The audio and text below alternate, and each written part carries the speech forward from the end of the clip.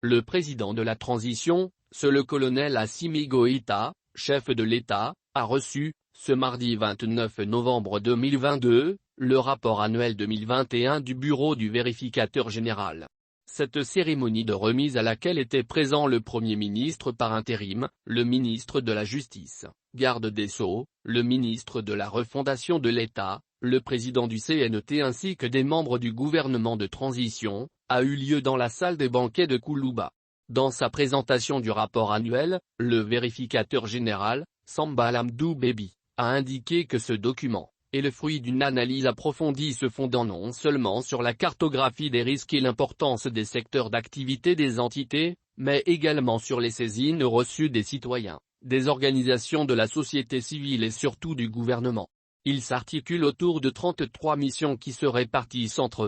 20 vérifications financières et de conformité, 4 vérifications de performance, 8 vérifications de suivi des recommandations, une évaluation de politique publique. Ces différentes vérifications et évaluations, qui offrent un tableau moins luisant de la gestion des administrations publiques maliennes, ont concerné les domaines de la santé, des transports, de l'éducation, de la décentralisation, de l'énergie et de l'eau, des mines, du développement rural, des technologies de l'information et de la communication. Tout en remerciant le président de la transition, pour sa vision de la lutte contre la corruption, la délinquance économique et financière, le vérificateur général a remis au chef de l'État une copie du rapport annuel 2021 et s'engage à remplir convenablement ses missions. Le président Goïta s'est réjoui de recevoir ce rapport annuel. Un document qu'il exploitera à souhait pour que des actions décisives puissent être entamées dans le cadre de la lutte contre la corruption et la délinquance économique et financière, particulièrement dans la gestion efficace des fonds et deniers publics.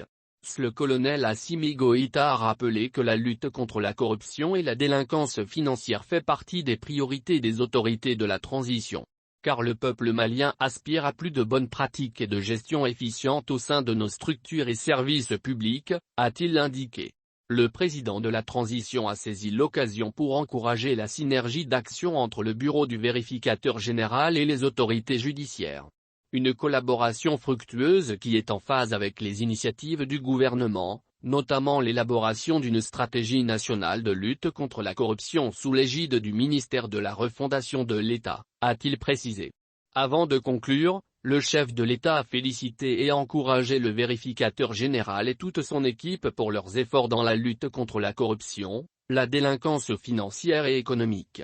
Il les a rassurés du soutien indéfectible des autorités de la transition pour mener à bien cette mission d'assainissement de la gestion publique que l'État vous assigne. Cette cérémonie de remise du rapport annuel 2021 a pris fin par une séance de photos de famille du président de la transition et les membres du bureau du vérificateur général.